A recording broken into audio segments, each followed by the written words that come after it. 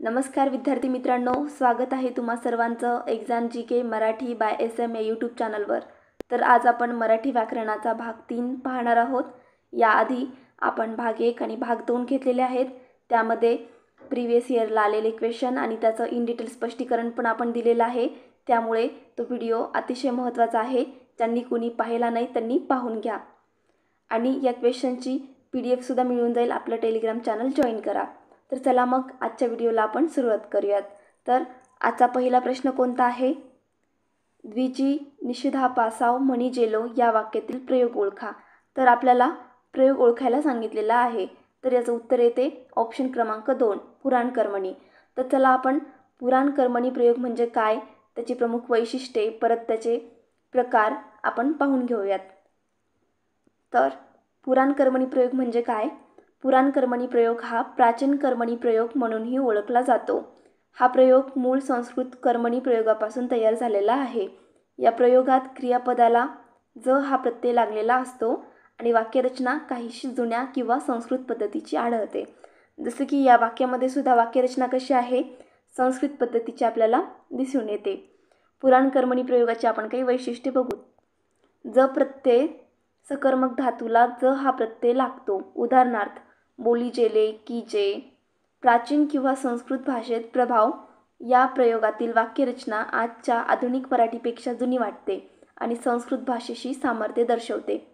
कर्मणी प्रयोगाचा एक उपप्रकार, यामध्ये क्रियापद कर्माच्या लिंगवचनानुसार बदलते, जसे इतर कर्मणी प्रयोगामध्ये घडते।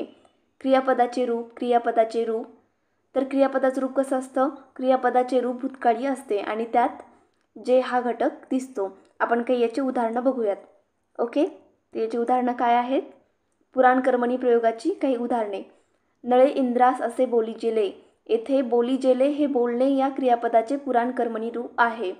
जो जो कीजो परमार्थ लाहो।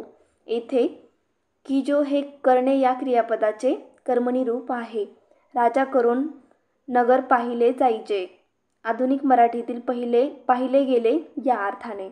ओके, नेक्स्ट क्वेश्चन काय म्हटले? पुढच्या क्वेश्चनमध्ये काय म्हटले? त्याला हा प्रदेश सोडावा लागतो या वाक्यातील प्रयोग ओळखा। आपल्याला प्रयोग ओळखायला सांगितलेला आहे, त्याला हा प्रदेश सोडावा लागतो। तर याचं उत्तर काय येते? मग कर्मणी प्रयोग येते। ऑप्शन क्रमांक 1 हे याचं योग्य उत्तर आहे। त्यासोबतच आपण कर्मणी प्रयोग म्हणजे काय, कर्मणी प्रयोगाची वैशिष्ट्ये, परत त्याचे उपप्रकार पण आपण पाहणार आहोत। तर चला मग कर्मणी प्रयोग म्हणजे काय हे आपण समजून घेऊ। कर्मणी प्रयोगात वाक्यातील कर्मास प्राधान्य दिले जाते। इथे काय, ह्या प्रयोगामध्ये काय होते तर कर्मास प्राधान्य दिलं जातं। म्हणजेच क्रियापदाचे रूप हे कर्माच्या लिंग, वचन आणि पुरुषानुसार बदलते। कर्ता येथे महत्त्वाचा नसतो किंवा तो कडून या शब्दयोगी अवयवाने जोडलेला असतो। तर आपण कर्मणी प्रयोगाची वैशिष्ट्ये बघून घेऊयात। येथे कर्मास प्राधान्य दिलं जातं। त्याचं पहिलं वैशिष्ट्य आहे वाक्यातील कर्म महत्त्वाचे असते। क्रियापदाचे रूप कर्माच्या लिंग, वचन आणि पुरुषानुसार बदलते।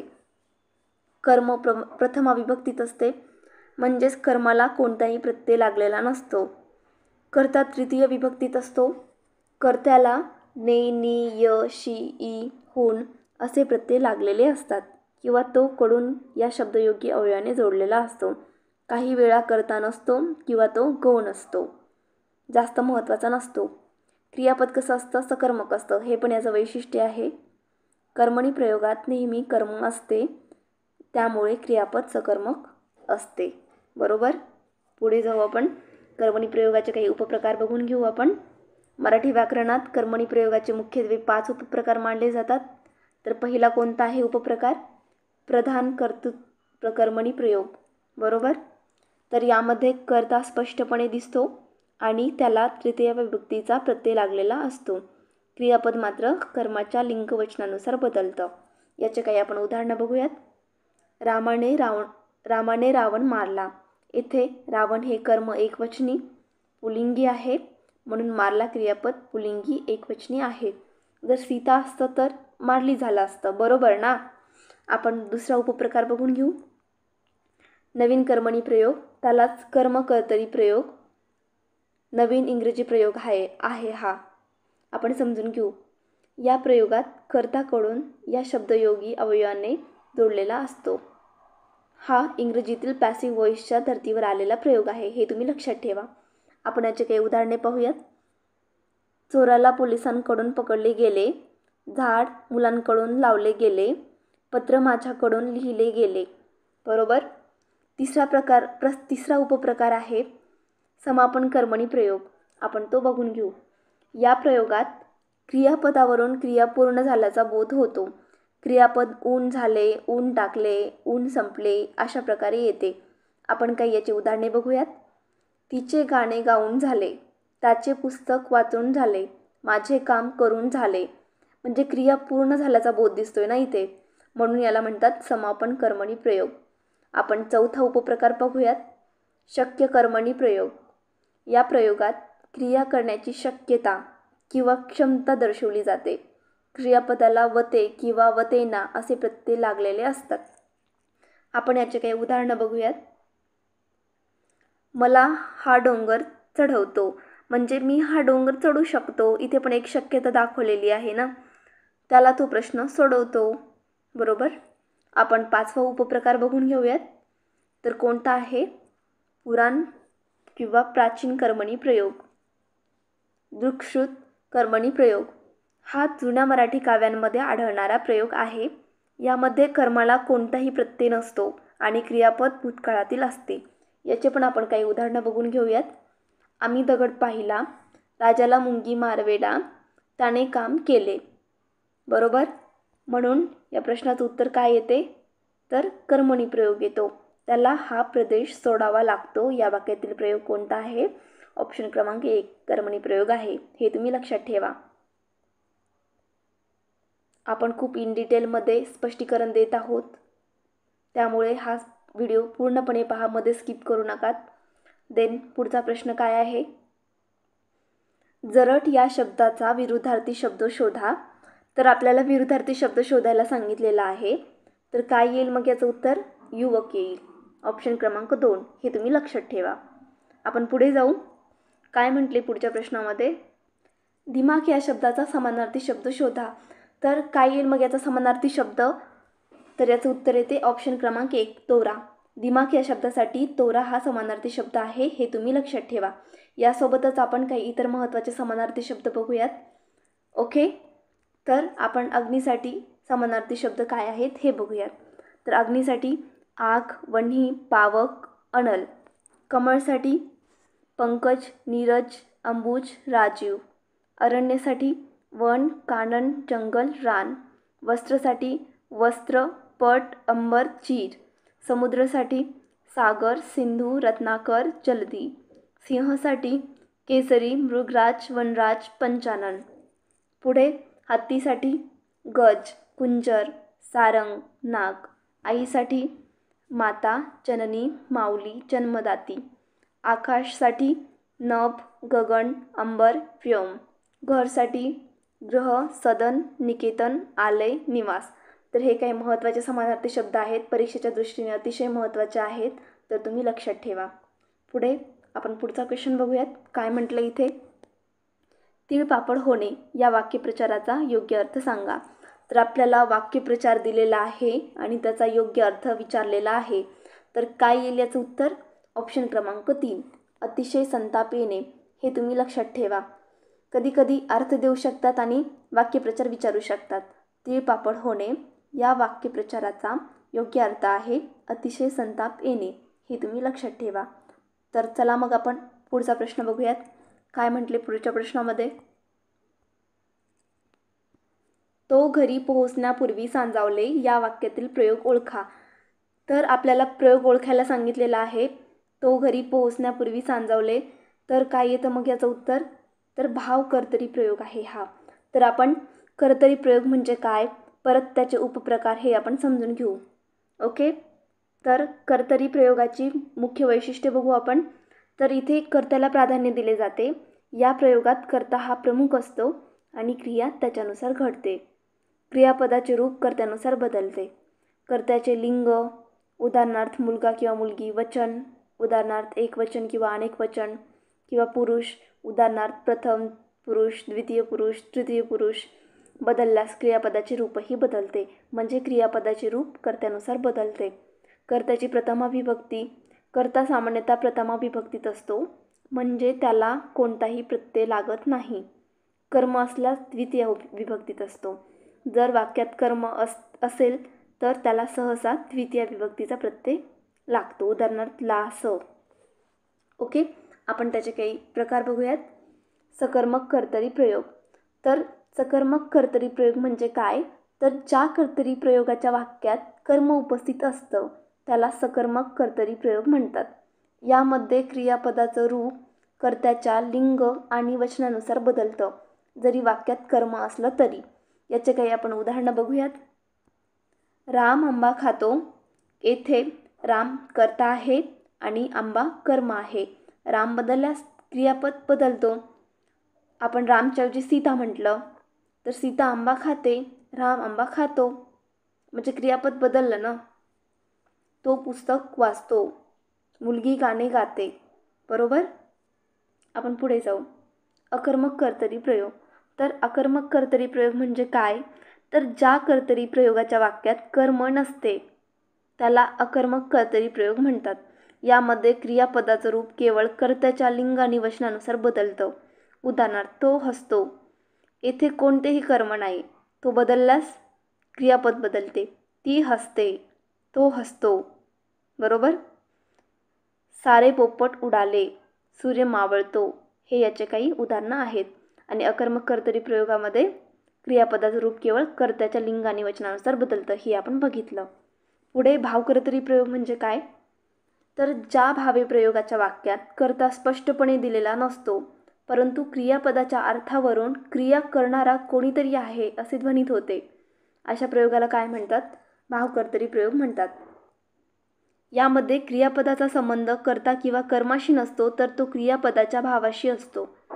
कर्त्याचा लोप झाल्यामुळे क्रियापद नेहमी तृतीय पुरुषी नपुंसकलिंगी एकवचनी असते आणि ते बदलत नाही, मग लिंग वचन किंवा पुरुष बदलले तरी. सोप्या भाषेत जर सांगायचं झालं तर अशी वाक्य आहेत जिथे करणारा म्हणजे कर्ता कोण आहे हे सांगितले जात नाही, तरीही क्रिया घडत असते.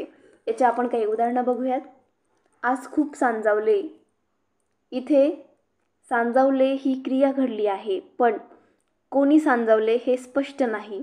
वेळ निघून गेल्याने आपोआप सांजावले असे ध्वनित होते. बरोबर. आपण पुढे बघू. पुढचं उदाहरण. आज दिवसभर गडगडले. इथे गडगडले ही क्रिया आहे, पण कोणी गडगडले हे स्पष्ट नाही ना. ढगांचा गडगडाट झाला असे अपेक्षित आहे आपल्याला. पहाटे उजाडले. इथे उजाडले ही क्रिया घडली आहे, पण कोणी उजाडले हे स्पष्ट नाही ना दिलेलं, म्हणून सकाळ झाली हे तर आपल्याला अपेक्षित आहेच ना. मला आज खूप करमते. इथे करमते ही क्रिया घडली आहे, पण कोण करमवते हे स्पष्ट नाही ना. स्वतःला करमते असे अपेक्षित आहे. आता मला चालवते. मला आता चालवते. इथे चालवते ही क्रिया घडली आहे, पण कोण चालवतो हे स्पष्ट नाही ना, म्हणून या वाक्यामध्ये तो घरी पोहोचण्यापूर्वी सांजावले या वाक्यातील प्रयोग कोणता आहे, तर मग भावकर्तरी प्रयोग. हे तुम्ही लक्षात ठेवा. ओके. आपण पुढच्या क्वेश्चनकडे जाऊयात. काय म्हटले पुढच्या प्रश्नामध्ये, अर्णव या शब्दाचा समानार्थी शब्द ओळखा. तर आपल्याला समानार्थी शब्द ओळखायला सांगितलेला आहे अर्णव या शब्दाचा. तर काय येईल मग याचं उत्तर, तर समुद्र येईल. हे तुम्ही लक्षात ठेवा. त्यासोबतच आपण इतर काही महत्त्वाचे समानार्थी शब्द बघूयात. तर जलसाठी समानार्थी शब्द काय येतील, पाणी, नीर, जीवन, तोय, उदक. ओके. ढगसाठी मेघ, चलत, पयोधर, अभ्र. ओके. अमृतसाठी पियुष, सुधा, संजीवनी. आनंदसाठी हर्ष, मौत, संतोष, प्रमोद, आल्हाद. मित्रसाठी सखा, दोस्त, सोबती. नदीसाठी सरिता, तटिनी, तरंगिणी. तर हे काही महत्त्वाचे समानार्थी शब्द होते जे की तुम्ही लक्षात ठेवा, खूप महत्त्वाचे आहेत. पुढचा प्रश्न काय म्हटले, पुढच्या प्रश्नामध्ये आपल्याला समास ओळखायला सांगितलेला आहे. तर दशानन या शब्दाचा समास काय येईल, मग बहुव्रीही समास येईल. याचं उत्तर ऑप्शन क्रमांक 1 हे याचं बरोबर उत्तर आहे. तर आपण अवयभाव समास म्हणजे काय हे समजून घेऊ. नंतर तत्पुरुष समास, द्वंद्व समास आणि बहुव्रीही समास आपण समजून घेऊ. तर अव्ययीभाव समास म्हणजे काय? तर या समासात पहिले पद महत्त्वाचे असते आणि ते बहुधा अव्यय असते. या समासातून तयार झालेला नवीन शब्द क्रियाविशेषण अव्ययासारखा काम करतो. याची आपण काही उदाहरणं बघूयात. तर आजन्म, जन्मापासून, यथाशक्ती, शक्तीप्रमाणे, प्रतिदिन, प्रत्येक दिवशी. हे तुम्ही लक्षात ठेवा. आपण तत्पुरुष समास बघूयात, जिथे की दुसरे पद प्रधान असते. या समासात दुसरे पद महत्त्वाचे असते. समासाचा विग्रह करताना गाळलेला शब्द किंवा विभक्ती प्रत्यय लिहावा लागतो. या समासाचे अनेक उपप्रकार आहेत. जसे की पहिला उपप्रकार विभक्ती तत्पुरुष समास. यात विभक्ती प्रत्ययाचा लोप होतो. उदाहरणार्थ राजवाडा, राजाचा वाडा, देवपूजा, देवाला पूजा. कर्मधारण्य समास. दोन्ही पदे एकाच वस्तूचे किंवा व्यक्तीचे विशेषण असतात. उदाहरणार्थ नील गगन, नील असे गगन, महादेव, महान असा देव. द्विगु समास. पहिले पद संख्यावाचक विशेषण असते आणि संपूर्ण सामासिक शब्द समूहाचा बोध करतो. उदाहरणार्थ त्रिभुवन, 3 भुवनांचा समूह. नवरात्र, नवरात्रींचा समूह. नंतर उपपद तत्पुरुष समास. दुसरे पद कृदंत असते. उदाहरणार्थ ग्रंथकार, ग्रंथ करणारा. जलद, जल देणारा. ओके. मध्यम पद लोपी समास. तर मधले पद लोप पावते. उदाहरणार्थ पुरणपोळी, पुरण घालून केलेली पोळी, पुरणपोळी. नत्र तत्पुरुष समास. पहिले पद अ किंवा अन असे निषेधार्थी असते. उदाहरणार्थ अनादर, आदर नसलेला. आपण द्वंद्व समास समजून घेऊयात, जिथे की दोन्ही पदे महत्त्वाची असतात. या समासात दोन्ही पदे महत्त्वाची असतात. विग्रह करताना आणि व किंवा अथवा यांसारख्या उभयन्वी अवयवाचा वापर होतो. याचे पण परत 3 उपप्रकार आहेत, जे की आपण समजून घेऊ. इतरेतर द्वंद्व समास, वैकल्पिक द्वंद्व समास आणि समाहार द्वंद्व समास. तर इतरेतर द्वंद्व समास म्हणजे काय आपण समजून घेऊ. विग्रह करताना आणि व यांचा वापर होतो. उदाहरणार्थ आई वडील, आई आणि वडील, राम लक्ष्मण, राम आणि लक्ष्मण. वैकल्पिक द्वंद्व समास म्हणजे काय? तर विग्रह करताना किंवा अथवा यांचा वापर होतो. उदाहरणार्थ खरे खोटे. तर काय येईल याचा विग्रह? खरे किंवा खोटे. बरे वाईट, बरे किंवा वाईट. हे तुम्ही लक्षात ठेवा. नंतर समाहार द्वंद्व समास. तर समाहार द्वंद्व समास म्हणजे काय? सामासिक शब्दातून मूळ पदांच्या अर्थाशिवाय त्याच जातीच्या इतर गोष्टींचाही बोध होतो. उदाहरणार्थ भाजीपाला, भाजीपाला इत्यादी. मीठ भाकर. तर काय येईल याचा विग्रह? मीठ भाकर इत्यादी. हे तुम्ही लक्षात ठेवा, खूप महत्त्वाचं आहे. आपण बहुव्रीही समास म्हणजे काय हे ओळखून घेऊ, समजून घेऊ. दोन्ही पदे गौण, तिसऱ्याच पदाचा बोध होतो. म्हणजे यामध्ये दोन्ही पदे महत्त्वाची नसतात, तर तिसऱ्याच पदाचा जास्त बोध होतो. या समासात दोन्ही पदे महत्त्वाची नसतात, तर त्यात 2 पदांशिवाय तिसऱ्याच पदाचा बोध होतो. हा सामासिक शब्द त्या तिसऱ्या पदाचे विशेषण असते. उदाहरणार्थ लंबोदर, लांब आहे उदर ज्याचे तो गणेश. नीलकंठ, नील आहे कंठ ज्याचा तो शंकर. दशानन, 10 आहेत आनंद त्याला तो रावण. ओके. आपण समजून घेतला बहुव्रीही समास म्हणजे काय. तर दशानन काय येईल? बहुव्रीही समास येईल. पुढचा प्रश्न काय म्हटले पुढच्या प्रश्नामध्ये? तर विरुद्धार्थी शब्द आपल्याला ओळखायला सांगितलेला आहे श्रोताचा. तर काय येईल याचं उत्तर? मग वक्ता येईल. श्रोता म्हणजे ऐकणारा आणि वक्ता म्हणजे बोलणारा. हे तुम्ही लक्षात ठेवा. ओके. पुढचा प्रश्न, समानार्थी शब्द सांगा. तर आपल्याला अग्नीसाठी समानार्थी शब्द विचारलेला आहे. आपण वरील क्वेश्चनमध्ये काही समानार्थी शब्द बघितलेले आहेत. तर अग्नीसाठी आपण काय बघितलेला होता? पावक. म्हणून या प्रश्नाचं उत्तर काय येईल? ऑप्शन क्रमांक 4. अग्नीसाठी समानार्थी शब्द आहे पावक. तसंच आपण इतर काही महत्त्वाचे समानार्थी शब्द बघूयात. पुत्रसाठी काय आहे? मुलगा, सूत, तनय, नंदन. पुत्री, मुलगी, सुता, कन्या, तनुजा. पृथ्वीसाठी काय आहेत समानार्थी शब्द? तर धरणी, भूमी, वसुंधरा, क्षमा. चंद्रासाठी शशी, इंदू, सोम, रजनीनाथ. सूर्यासाठी रवी, भास्कर, आदित्य, दिनकर, मित्र. अग्नीसाठी आग, वन्ही, पावक, अनल. म्हणून काय येईल अग्नीसाठी समानार्थी शब्द? तर पावक येईल. बरोबर. पुढचा प्रश्न काय म्हटले?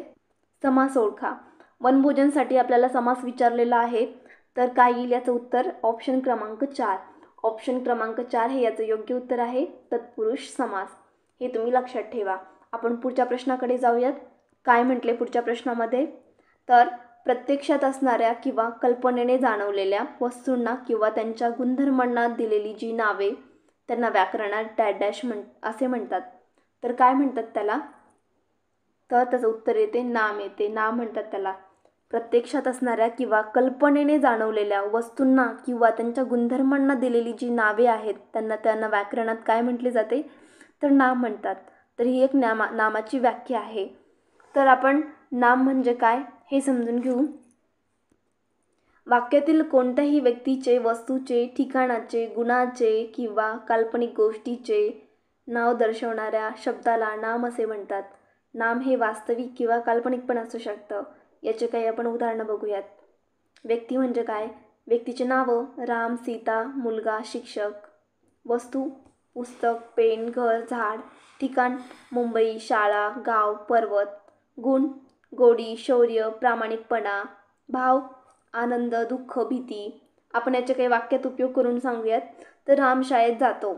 राम काय आहे, एका व्यक्तीचं नाव आहे, हे पण एक नाम आहे. टेबलावर पुस्तक आहे, तर पुस्तक जे की वस्तूचं नाव आहे. मुंबई एक मोठे शहर आहे. मुंबई काय आहे, एका ठिकाणाचं नाव आहे. तर हे सगळे नामाचे उदाहरणं आहेत. आपण सर्वनाम पण समजून घेऊयात. सर्वनाम म्हणजे काय, तर नामाचा वाक्यात पुन्हा पुन्हा होणारा उच्चार टाळण्यासाठी नामाऐवजी वापरल्या जाणाऱ्या शब्दाला सर्वनाम असे म्हणतात. तर नामाऐवजी वापरल्या जाणाऱ्या शब्दाला काय म्हणतात, तर सर्वनाम असे म्हणतात. बरोबर. सर्वनामांना स्वतःचा अर्थ नसतो, ते ज्या नामाबद्दल येतात त्यांचाच अर्थ त्यांना प्राप्त होतो. तर आपण याचे काही उदाहरणं बघूयात. मी, तू, तो, ती, ते, आम्ही, तुम्ही, ते, त्या, ती, हे, तो, ती, ते यांसारखी सर्वनामे. ओके. जो, जी, जे हे संबंधी सर्वनामे आहेत. कोण, काय हे प्रश्नार्थक सर्वनामे आहेत. आपण, स्वतः हे आत्मवाचक सर्वनामे आहेत. याचे पण आपण वाक्यात उपयोग करून बघूयात. रमेश हुशार आहे, तो रोज अभ्यास करतो. तर तो रमेश या नामाऐवजी आलेला आहे, म्हणजे नामाऐवजी वापरण्यात येणाऱ्या शब्दाला काय म्हणतात, तर सर्वनाम म्हणतात. म्हणजे रिपिटेशन न होण्यासाठी सर्वनाम वापरतात. गीता गाणे गाते, ती खूप सुंदर गाते. ती, गीता या शब्द नामाऐवजी वापरलेला आहे. तुम्ही कुठे जात आहात, तुम्ही व्यक्तीच्या नामाऐवजी वापरलेला आहे. तसेच आपण क्रियापद पण समजून घेऊ. क्रियापद म्हणजे काय, तर वाक्यातील क्रिया दर्शवणारा आणि वाक्याचा अर्थ पूर्ण करणारा शब्द म्हणजे क्रियापद होय. क्रियापदाशिवाय वाक्य पूर्ण होऊ शकत नाही. याचे काही आपण उदाहरणं बघू. जाणे, येणे, खाणे, पिणे, वाचणे, लिहिणे, खेळणे, झोपणे, देणे, घेणे, आहे, होता, असेल, हे काही उदाहरणं आहेत क्रियापदाचे. आपण त्यांचा वाक्यात उपयोग करून पाहू. मुले खेळतात. खेळतात खेळण्याची क्रिया दर्शवतो. मी पुस्तक वाचतो, तर वाचतो वाचवण्याची क्रिया दर्शवते. ती पाणी पिते, पिते पिण्याची क्रिया दर्शवते. हा आंबा गोड आहे, आहे स्थिती दर्शवते आणि वाक्याचा अर्थ पूर्ण करते. ओके. हा प्रश्न आपण समजून घेतलेला आहे. तर काय येईल याचं उत्तर नाम येते. प्रत्यक्ष असणाऱ्या किंवा कल्पनेने जाणवलेल्या वस्तूंना किंवा त्यांच्या गुणधर्मांना दिलेली जी नावे आहेत त्यांना मराठी व्याकरणात काय म्हणतात, तर नाम असे म्हणतात. ओके. आपण पुढचा प्रश्न बघू. आपल्याला या प्रश्नामध्ये प्रयोग ओळखायला सांगितलेला आहे. शकुंतला दुष्यंताच्या नगराला जाते. तर काय येईल याचं उत्तर, तर कर्तरी प्रयोग येईल. ओके. हे तुम्ही लक्षात ठेवा. पुढच्या प्रश्नाकडे जाऊ आपण. काय म्हटले पुढच्या प्रश्नामध्ये, कृतज्ञ या शब्दाचा विरुद्धार्थी शब्द कोणता. आपल्याला विरुद्धार्थी शब्द विचारलेला आहे कृतज्ञ या शब्दासाठी. तर काय येईल, कृतघ्न येईल. ओके. हे तुम्ही लक्षात ठेवा. पुढचा प्रश्न काय म्हटले, ज्या विशेषणाच्या योगाने नामाची संख्या दाखवली जाते त्यास काय म्हणतात. तर काय म्हणतात त्यास, संख्या विशेषण म्हणतात. हे तुम्ही लक्षात ठेवा. ज्या विशेषणाच्या योगाने नामाची संख्या दाखवली जाते त्यास संख्या विशेषण असे म्हणतात. तर आपण विशेषण म्हणजे काय हे समजून घेऊ. तर विशेषण म्हणजे काय, मराठी व्याकरणात विशेषण म्हणजे असा शब्द जो नाम किंवा सर्वनाम बद्दल अधिक माहिती सांगतो. तो नामाचा किंवा सर्वनामाचा गुण, दोष, संख्या, आकार, रंग, चव, प्रमाण इत्यादी वैशिष्ट्ये दर्शवतो. सोप्या भाषेत जर सांगायचं झालं तर विशेषण हे नामाला कसं आहे हे सांगतं. याचे आपण काही उदाहरणं बघूयात. हुशार मुलगा, मुलाचा गुण सांगितलेला आहे याच्यामध्ये. आंबट बोर, यामध्ये बोराची चव सांगितलेली आहे. 5 पुस्तके, पुस्तकांची संख्या सांगितलेली आहे. हिरवे रान, रानाचा रंग सांगितलेला आहे. मोठा दगड, तर दगडाचा काय आकार सांगितलेला आहे. आपण विशेषणाचे काही प्रकार बघूयात, जसे की गुणवाचक विशेषण, संख्यावाचक विशेषण आणि सार्वनामिक विशेषण. ओके. विशेषणाचे प्रकार आहेत. मराठी विशेषणाचे मुख्य 3 प्रकार आहेत. आपण पहिला गुणवाचक विशेषण बघू. हे विशेषण नामाचा गुण, रंग, रूप, आकार, चव, वास, अवस्था इत्यादी दर्शवते. हे तुम्ही लक्षात ठेवा. याचे आपण काही उदाहरणे बघूयात, जसे की सुंदर फूल, इथे फुलाचं रूप सांगितलेलं आहे, फूल सुंदर आहे. गोड आंबा, इथे आंब्याची चव सांगितलेली आहे आपल्याला. जुने घर, घराची अवस्था सांगितलेली आहे. घर कसं आहे, जुनं आहे, ही घराची अवस्था आहे.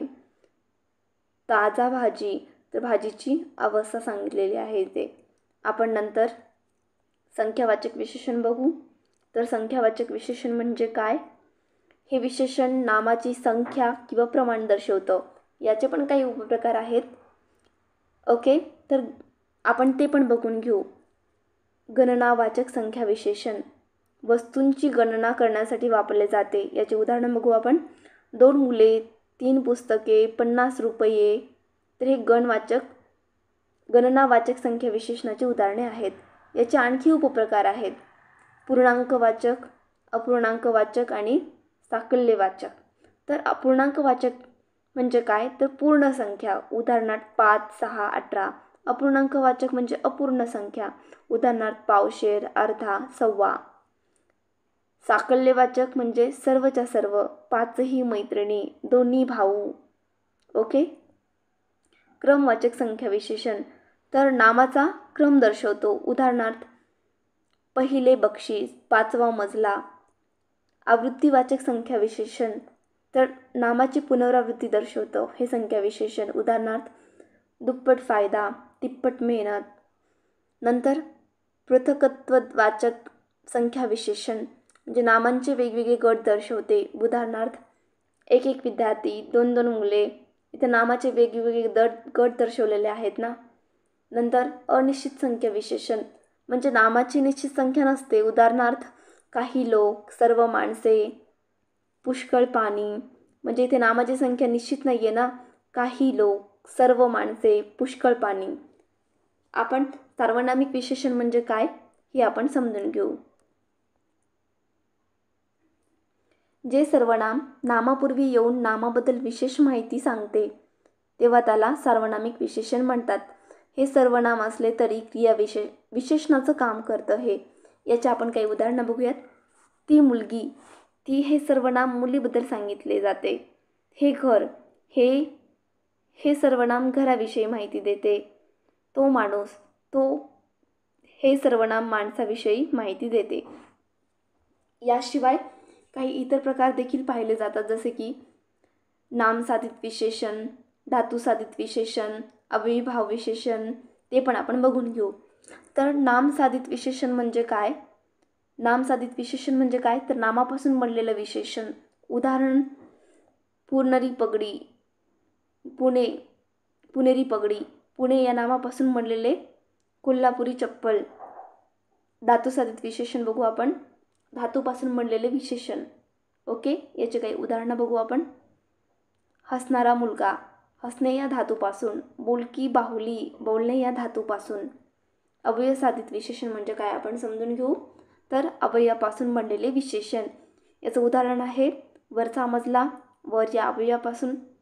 पुढची गाडी, पुढे या अवयवापासून. अशा प्रकारे आपण हा क्वेश्चन बघितला. तर याचं उत्तर काय येईल मग या प्रश्नाचं? संख्यावाचक विशेषण, संख्या विशेषण. ज्या विशेषणाच्या योगाने नामाची संख्या दाखवली जाते त्यास संख्या विशेषण असे म्हणतात.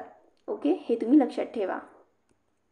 तर अशा प्रकारे आजचे आपण प्रश्न बघितले, जे की इन डिटेल स्पष्टीकरणासह आपण घेतलेले आहेत. तर आजचा हा मराठी व्याकरणाचा भाग 3 होता. ज्यांनी कोणी पहिले 2 भाग बघितलेले नाहीत त्यांनी पाहून घ्या. या प्रश्नाची PDF आपल्या टेलिग्राम चॅनलला मिळून जाईल. थँक्यू, धन्यवाद. आपण इथेच थांबूयात.